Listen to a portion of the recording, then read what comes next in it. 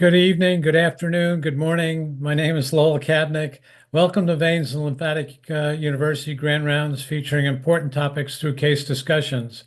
Grand Rounds will occur every Wednesday from 12 p.m. to 12:30 p.m. New York time. You can tune into Zoom or YouTube. Our featured speaker today is Alexandra Jaworska from Poland, who will talk about vaginal varicosities and how to treat them. This will be followed by our discussants Anil Hingorani and Rebecca Ricci. To our guests, please use the chat box to post questions. Alex, the floor is yours. Thank you very much, and thank you very much for your kind invitation. It's really great to have an opportunity to be with you and to talk about that very important topic, which are varicose veins coming from pelvis, so related with the pelvic vein incompetency. I will not only focus on the varicose veins on the vulvar area, but also leg varicose veins, which are very often caused by the pelvic vein incompetency. So comprehensive approach to extrapelvic varicose veins of pelvic origin. I will start with the diagnostic and then treatment strategy. I have, of course, nothing to disclose. So we know that there are several types of varicose veins coming from pelvis. We can have vulvar varicosities, as you can see here, atypical varicose veins of pelvic origin, so located in the atypical area, but also typical truncal incompetency and related varicose veins because of the connections of the pelvic veins with the veins of the saphenous trunks and their tributaries.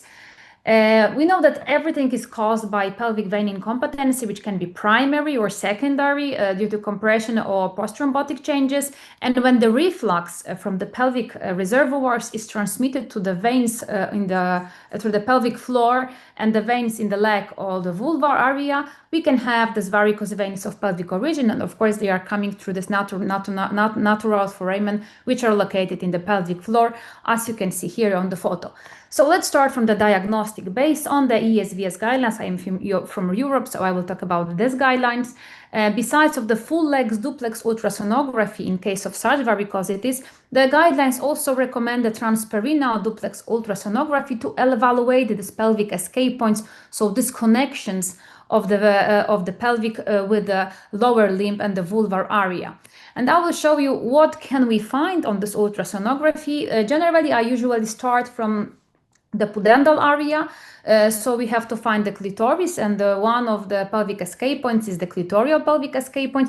As you can see here, it's located on the both sides of the clitoris and is related with the deep dorsal vein of the clitoris, which is a tributary of the pudendal vein. Then we have the vein of the vestibular bulb. As you can see here, it's located in front of the vagina, and this is also the tributary of the pudendal vein. And we have also the perineal vein, which is located in between the vagina and the rectum. So all these three pelvic escape points have to be checked if the patient doesn't have it, and they can cause such varicosities as you can see here. So if you have such patients, generally you have to check all these pelvic escape points. Another pelvic escape point is an inguinal pelvic escape point. It is located in the inguinal canal. It looks like a spongy tissue and can cause such varicosity as you can see here. I will show you the video how it looks. So this is an inguinal canal, the spongy tissue which goes to the abdomen, and then very often it's related with the external pudendal vein and may cause varicose veins cluster in the inguinal area and in the mons pubis. And then we have to follow this external pudendal vein, and you can see that it's connected with the femoral vein or saphenofemoral junction and may cause such varicosities as you can see on the photo. And there are also two gluteal pelvic escape points. First of all, you have to localize the piriformis muscle, and one pelvic escape point, so superior, is located above the piriformis muscle. As you can see here, it may cause varicose veins on the buttock. And the other, as you can see at this patient, she had also this huge inferior gluteal pelvic escape points, which was also responsible for these varicose veins on her buttock. And of course, we have to also check if there is no obturator pelvic escape points, which is located with the obturator canal and this connected with the obturator vein.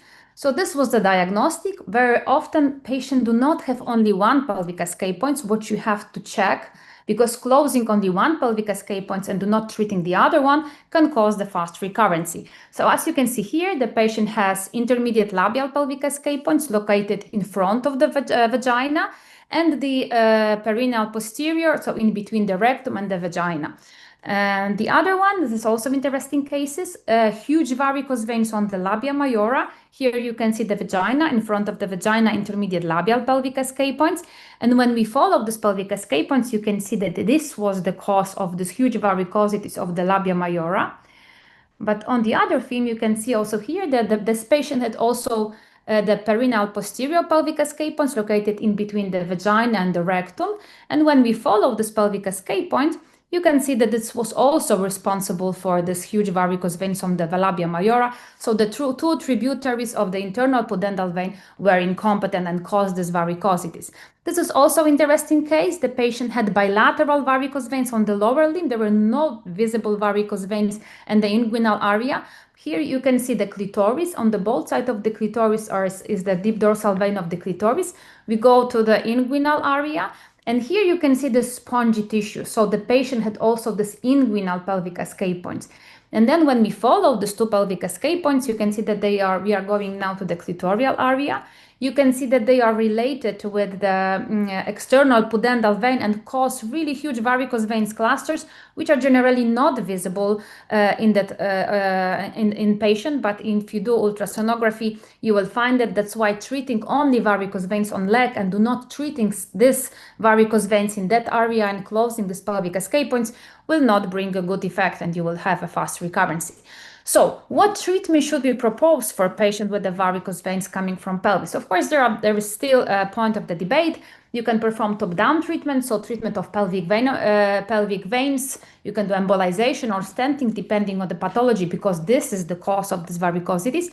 Or you can perform a local procedures and related pelvic escape points, and you can use sclerotherapy, surgical ligation, or phlebectomy. Generally, we have to remember that based on the publications, less than 10% of such patients has pelvic symptoms due to pelvic vein incompetency, because of the hypertension from pelvis is transmitted to the legs and the vulvar area. And patients usually with such varicosities have the symptoms located there and don't have a pelvic symptoms. And based on the guidelines, European guidelines, local procedures for varicose veins and related pelvic escape points should be considered as initial therapeutic approach. Also in the American guidelines, you can find that in case of varicose veins coming from pelvis, the local procedures are recommended as a first-line treatment. And also the results of bottom-up treatment are really good based on the publications, and I will show you also my results. I'm generally a fan of sclerotherapy. You could see that the pelvic escape points penetrate deep into the pelvic floor, so it's easier to puncture them. They are usually narrow and have a winding course. That's why I usually do not do surgical treatment in such cases. I will show you a case of the patient she came to me because of the varicose veins in that area. You can see that her clitoris, and she had the clitoral pelvic escape points, which was connected with the external pudendal vein, and we followed this external pudendal vein to the inguinal area. And here you can see the spongy tissue. So she has also the inguinal pelvic escape points, which comes to abdomen laying in the inguinal canal. And then it was connected with the external pudendal vein. And when we follow this external pudendal vein, here you can see the femoral vein. She was after high ligation and stripping of the great saphenous vein and anterior accessory saphenous vein, several mini phlebectomies, but the recurrency appeared quite fast because the problem was not solved. The patient had also, this is a vagina, so intermediate labial pelvic escape points located in front of the vagina, so the vein of the vestibular bulb. And when we follow it, you can see that it was the cause of her varicose veins on the labia majora.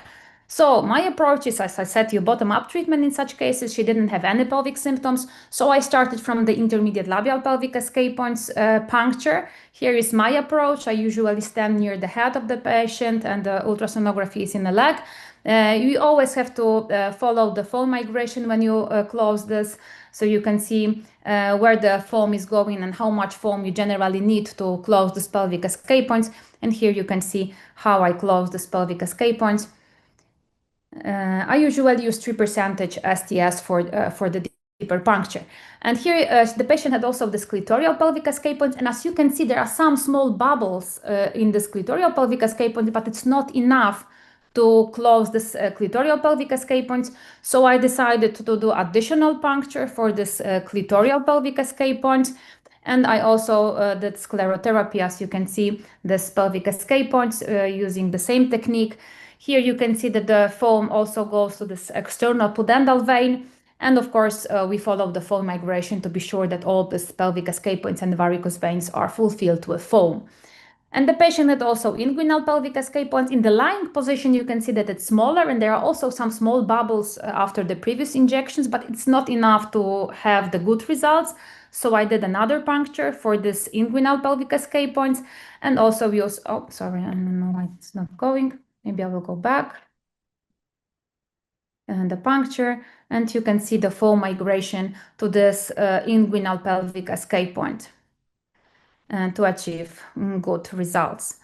And here you can see the results before the photo before and after the treatment. It's a year after the procedure, a very good results. I always get the question, why not to perform top-down treatment? Based on the literature, up to 90% of patients after embolization need further intervention for extra pelvic varicose veins coming from pelvis. So the pelvic vein embolization and pelvic vein treatment is not enough in such patient. That's why, based on the ESVS guidelines, you can find the negative recommendations. So pelvic vein embolization as initial treatment should not be performed. And here you can see the photo of my patient. She had both pelvic vein symptoms and also varicose veins. You can see that there she had a lot of coils, and she had coils and sclerotherapy, and it didn't close this pelvic escape point, so she needed additional treatment for the varicose veins coming from pelvis. And I also get questions about the recurrency, and the study has shown that even though the patient had performed pelvic vein embolization, they had the recurrency of the varicose veins in 54% of patients. So it also, performing embolization also do not prevent the recurrency of the varicose veins. Of course, if we have pelvic symptoms, the pelvic vein embolization should be considered to reduce such symptoms, but remember not to reduce the extrapelvic varicose veins. We have to remember that we are treating symptoms, not images. And I will show you the other case. The patient had both pelvic symptoms and the leg and perineal symptoms. And as you can see, both side varicose veins coming from pelvis. She had performed pelvic vein embolization. I did it twice. So you can see the tributaries of internal iliac vein and also ovarian vein were embolized. After 9 months, she didn't have any pelvic symptoms, but there were completely no improvement regarding varicose veins. And here you can see her transperineal duplex ultrasonography. You can see a huge intermediate labial pelvic escape points. So I decided to puncture them and check where the foam is when I did the venography through the pelvic escape points. And here you can see that it goes directly to the place where the coils were inserted. So the coils and the foam performing from top-down approach didn't close this pelvic escape points. And the other side, also huge intermediate labial pelvic escape points. I also did the venography, and you can see also that it is not closed. After 1 month after sclerotherapy, you can see a very good results on ultrasonography, no flow in the pelvic escape points, and a year after the treatment, a good outcome, also aesthetic outcome. After the treatment for the huge varicose veins, I use belly band, so this device.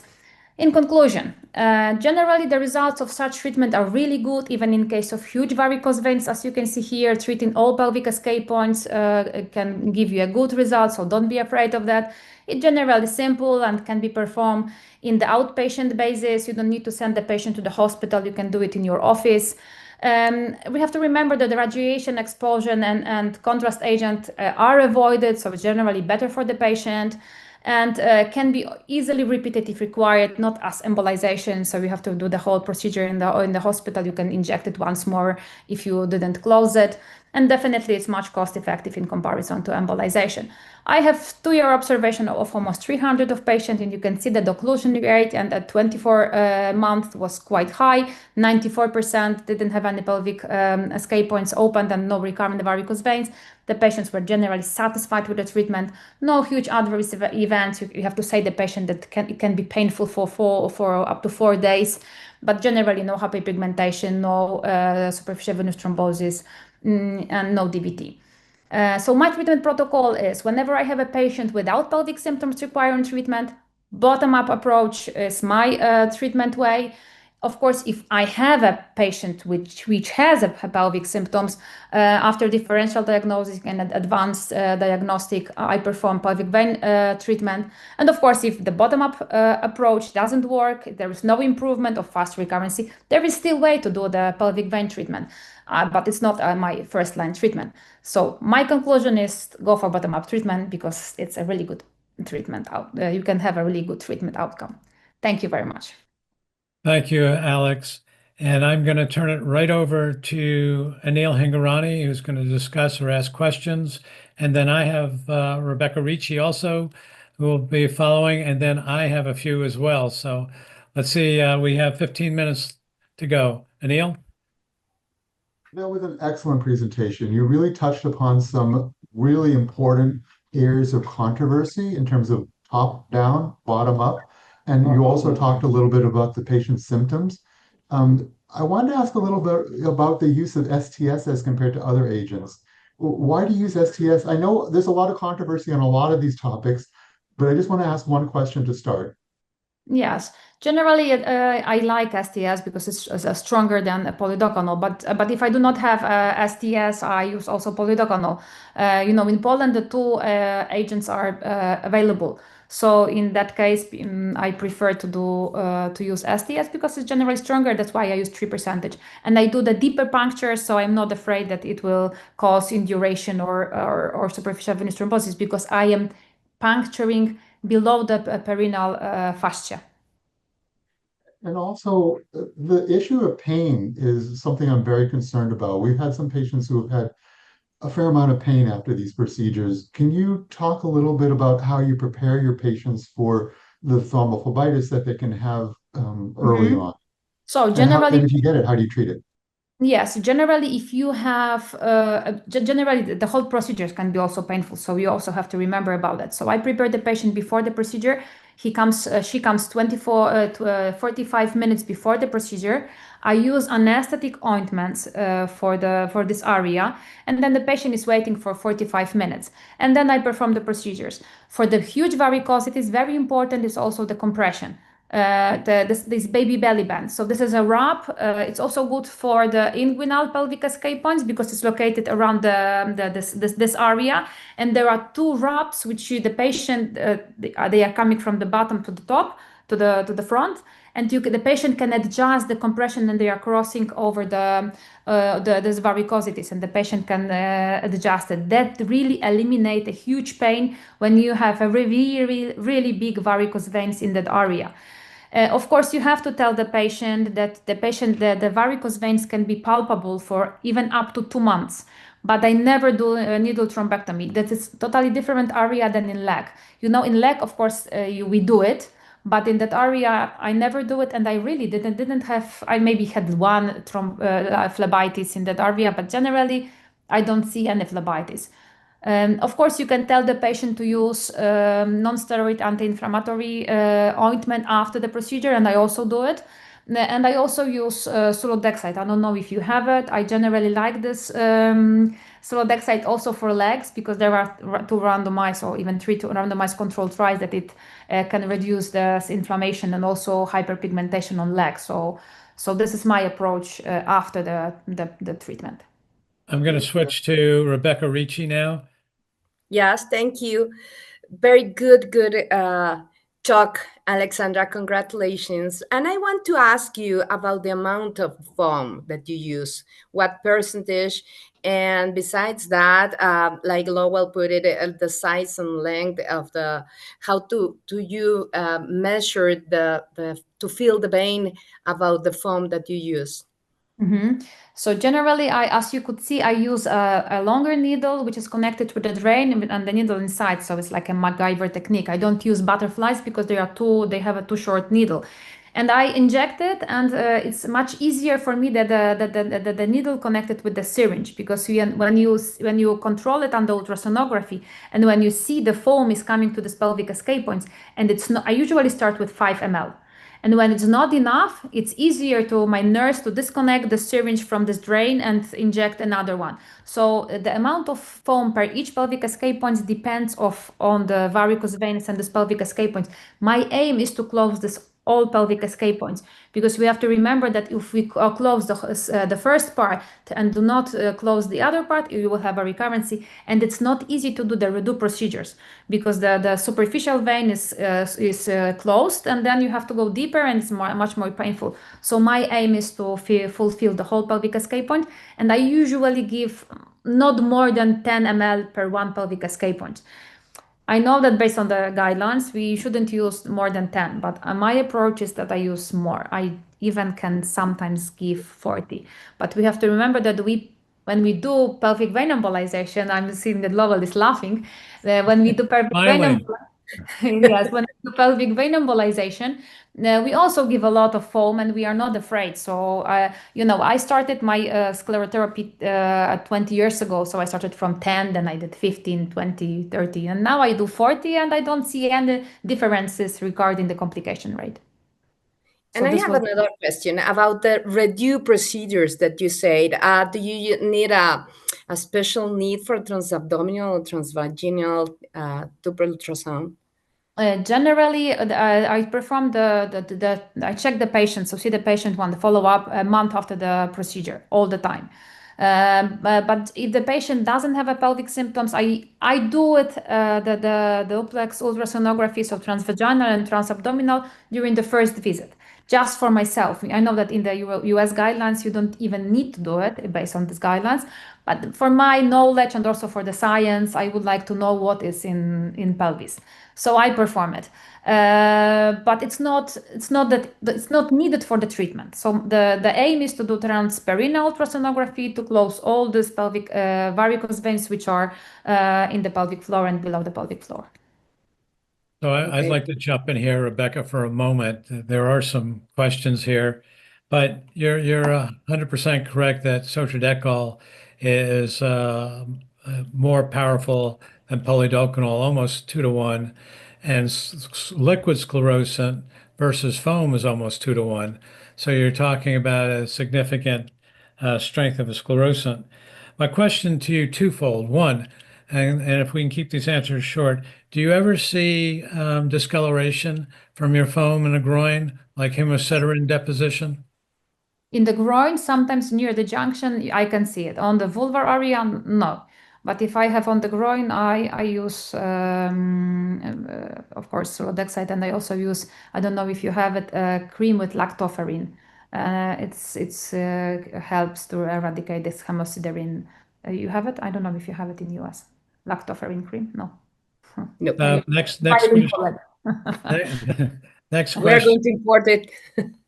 When you do when you do ultrasound and you're injecting the venous escape points and even tributaries, I suspect there's some arteries around there, aren't There are there? some. There are some. Arteries. Arteries. Oh yeah, yes, there are arteries, but you So, always, yes, of course, it's very important to check always on the Doppler, color Doppler if you are not in the artery. But generally, the varicose veins are really big. The arteries are not that big in that area, so it's also helpful. So you don't try to inject very small. But generally, I always check the color and before then the. I have a major question from one of our people, Erwin Tunder, who you know very well. Of And course. he says, good evening, afternoon. Most of the pelvic escape points are communicating with the internal pudendal vein, which can be identified in the Alcock's canal. Anesthesiologists use ultrasound to place pudendal nerve blocks. Would you comment on this in terms of uh, duplex ultrasound to locate the access of the internal pudendal vein using sclerotherapy, targeting the root of all of the, he uses the terminology PEPs, which is pudendal escape points, rather Yeah. than rather than your peripheral approach. So he wants to go to the area of the pudendal escape point rather than the peripheral areas. What do you think about that? I tried to puncture above the perineal fascia, but very often the foam doesn't go to this pelvic escape points, it doesn't close it. That's why my approach is to go a little bit deeper. And the aim is to close these varicose veins. I am not afraid of the nerves. On legs, when you do sclerotherapy, there are also nerves, and it's not that I am afraid of that. Okay. Any other questions from Rebecca and Neil? We have No. another question here that it's asking about if they have oval foramen open. Oh, I generally do not check it, and it's also not recommended by any guidelines to check the patients before If they have it. if they have it. Yes, but of course you can ask the patient if they have it, and you have to be more cautious about that. So in the US, I've also used bike shorts for compression in the vaginal area. Have you ever tried that? No, that this baby belly band, which is the name of this device, is also I take it from US. I order it in the US, and they are bringing it to me. I like it very much. Can you I'm put not that? sure that if this which you are saying, if you can really achieve a good compression. But is it really compressible? Does it compress really good? Can you put that in your chat group? The baby belly band? Right. Yes, I will do it. I will do it. Yes. That's I will do it. great. And I think looking at the rest of us, we don't have any other questions that I can see in the chat group. Thank you for Rebecca for helping me with that. But I think what I'd like to do now is talk about our next group. And so next week, Wednesday, July 9th, Steve Black will speak about deep venous occlusion. And I'd like to thank everybody that signed on for joining us. And we'll see you next week, Wednesday, July 2nd at 12 p.m. at the VLU Grand Rounds. If you would like to rewatch this will be on YouTube. It'll also be on our network. So again, on behalf of VLU Grand Rounds, Victor Canada, Alex, thank you very much for well presented. Rebecca, again, thank you for your questions. And Neil Hingorani, as always, we appreciate it. Victor? Lowell, I only have one question to Alexandra. Sure. Do you have any course when we can go with you to take, I don't know, any Yes, I'm organizing hands-on workshops, and also with Human, we are going to organize workshops for pelvic vein treatment and also varicose veins in my clinic. I'm opening a new clinic now, so everyone is welcome. If you want to join us, would be great. Would you post that on VLU Social Hub, please, when you have that? It would be very good. Thank you. Of course. Thanks. Thank you. Thank you. So if nobody has anything further, thank you very much. And that will be the end of the Vein University Grand Rounds podcast, where the spotlight turns to one of the most critical and often underdiagnosed issues in modern venous care, chronic iliac venous obstruction. We are honored to feature Professor Steve Black, one of the world's foremost experts in venous disease and intervention. In this episode, Professor Black delivers an in-depth presentation on the etiology, clinical presentation, and optimal endovascular stenting strategies to manage iliac obstruction effectively. With the strategic coordination of Dr. Lowell Kabnick from the United States and Dr. Victor Canada from Paraguay, this discussion emphasizes practical approaches to treat post-thrombotic obstructions, particularly in complex cases involving previous deep vein thrombosis, pelvic congestion, and May-Thurner syndrome. Adding valuable insights to the roundtable are Dr. Houman Jalai from Holland, who brings a focus on hemodynamic implications in imaging, and Dr. Ahmed Gawish from Egypt, who shares his experience with iliac interventions in developing healthcare systems.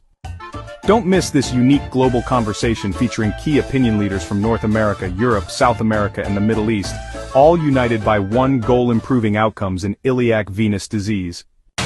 So hey, set your reminders and tune in live, July 9th at 12 p.m. New York time, only on the Vein University